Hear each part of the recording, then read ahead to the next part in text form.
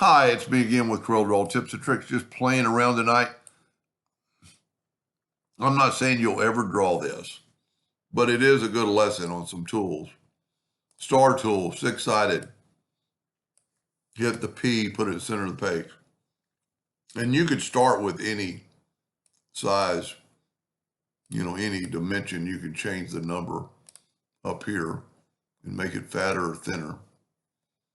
Just personal preference. Draw an ellipse, hit P. Normally, I only work on the inside of this, but this time I'm going to work on the outside of the star. Matter of fact, I'm going to hold down the shift key and make my ellipse grow bigger. The only thing I care about when I'm doing this is I'm going to connect it right there to right there. And I want that line right here to look like it's just continuing. I'm just making sure I was there. Now, Control D to make a duplicate. Alternate C to make it rotate from the center. And it's 6 items or 6 squares, 6 whatever. So we're going to rotate it 60 degrees. I don't like it. I don't like this end, but we can take the shape tool and we can make this more of a hump. Now we need to get rid of this one. Control D, alternate C, 60 degrees. You don't have to go all the way around. Now we're going to take another 3-point curve line and go from that node to the midpoint of this one. Now this time all I'm watching is I want to be in the center of this. It doesn't really matter about up there, and you could still take the shape tool and change this a little bit. I'm just trying to stay in the center between those two. That's good enough. Smart Fill tool. I'm going to change the color this time to this burnt orange. I don't like that right there. I see it, and it's kind of like a square blunt.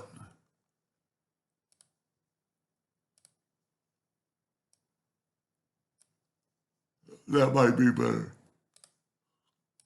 A little bit better. See, it's more like a flow. Now I'm going to take that side. I've got it selected because it's the last thing I did. So I'm going to take the interactive fill tool and go up and put just a little bit of black. We can move this way out. Move this. That's too much black.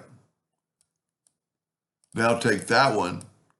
Sometimes it's easier to pick that with the pick tool than kind of double click your tool.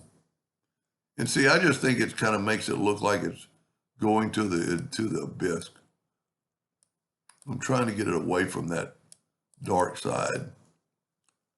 That did it, but I got too much dark down here. But it's good enough for tonight. I'm going to nudge these over twice. I'm going to go and just delete this because I'm rotating from the center of the page.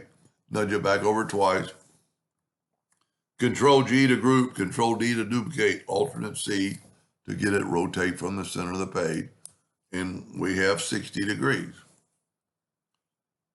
Control D, Control D, Control D, Control D. So there's our star. I like it. It looks like it's deep. And then, that really is good. But you put a black box around it. I call it falling into the bisque. Ooh, I like it. I normally, what I'm going to do? I like it so much, I'm going to move that over. And normally I fill this in. So I'm going to take the Smart Fill tool, still in that same color. Fill that in. Get the interactive fill tool, swipe across it, then get elliptical. One side does elliptical, one side does like a round.